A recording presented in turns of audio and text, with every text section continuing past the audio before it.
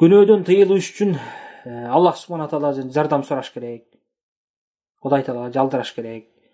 Андан кийин ошо күнөөгө алып бара турган себептерден алыс болуш керек. Ага жолобош керек.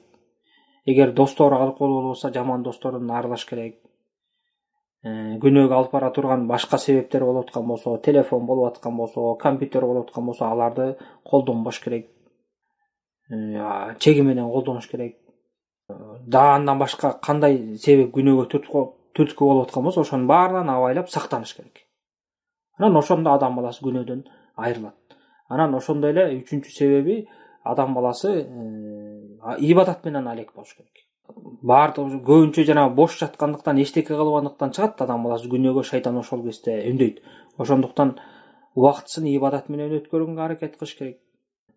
Ибадатты аткарып, парздарын, анан да ашыкча убакыт болуп калган болсо, пайдалуу иш менен алек болуш керек.